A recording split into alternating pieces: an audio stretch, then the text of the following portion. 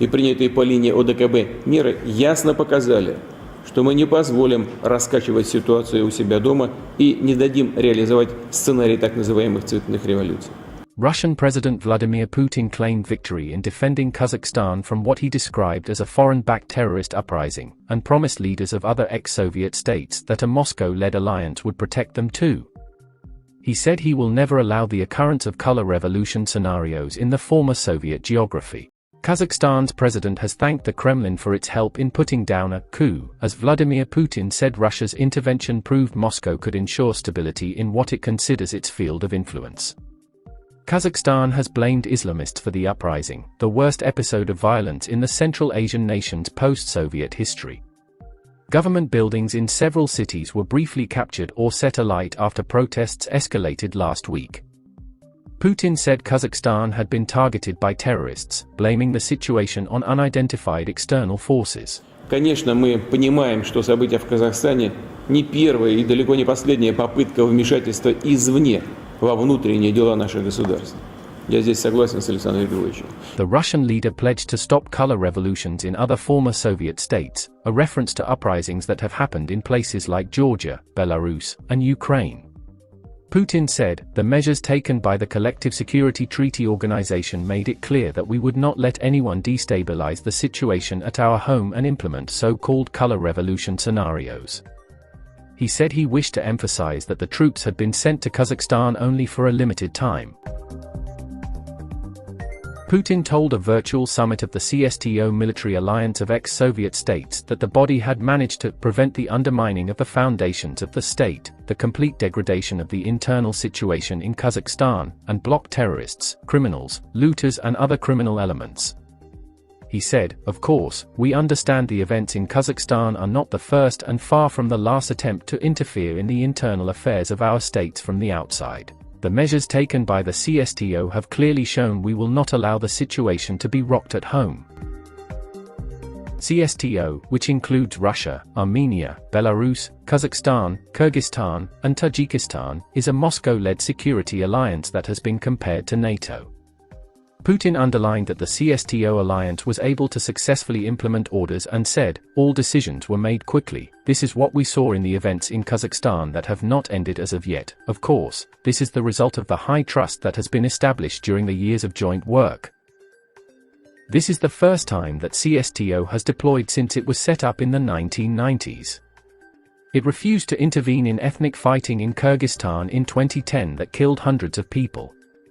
Additionally, lawmakers in Kyrgyzstan voted to approve the deployment of 150 troops to Kazakhstan as part of the CSTO operation, but some have voiced opposition. Some politicians have warned that deploying troops could discredit Kyrgyzstan in the eyes of the Kazakh people as it signaled the government support for Tokayev.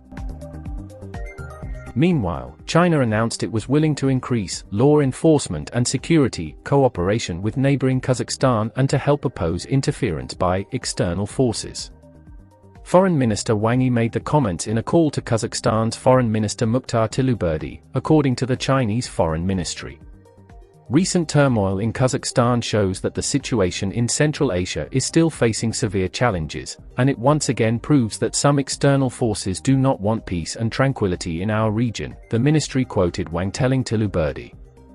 Experts believe China is worried about instability in its neighboring country, which could threaten energy imports and Belt and Road project as well as security in its western Xinjiang region, which shares a 1,770 km border with Kazakhstan. Putin in recent years has taken a series of steps, including military actions, to expand Russia's influence in countries formerly part of the Soviet Union. The unrest in Kazakhstan, which has killed dozens and injured thousands, came amid rising tensions between Russia and the West over Moscow's disposition toward another former Soviet republic, Ukraine. Tens of thousands of Russian troops have gathered along Ukraine's borders in recent weeks, prompting fears of an invasion. The US and its allies have effectively threatened to take steps that would aim to cripple Russia's economy and cut it off from the world if Putin gave the order for a military incursion into Ukraine. Russian officials and pro-Kremlin media have been amplifying claims that the West is behind the agitation and trying to foment another color revolution with the goal of disorienting Russia during major Russia-US security talks this week amid fears the Kremlin may be considering invading Ukraine. Secretary of State Antony Blinken said, "It's clear that we've offered him two paths forward. One is through diplomacy and dialogue, the other is through deterrence and massive consequences for Russia if it renews its aggression against Ukraine. And we're about to test the proposition of which path President Putin wants to take this week. We've been working in tremendous collaboration with European partners and allies and beyond to make it very clear that there will be massive consequences for Russia if it renews its aggression, by which I mean economic, financial, and other consequences, as well as NATO almost certainly having to reinforce its positions on its eastern flank near Russia, as well as continuing to provide defensive assistance to Ukraine." The top US diplomat said, "Russia has a gun to the head of Ukraine. Russia, which invaded and annexed Crimea from Ukraine in 2014, has denied any plans for an imminent invasion." As Putin discussed the situation in Kazakhstan, US and Russian diplomats held talks on Ukraine in Geneva.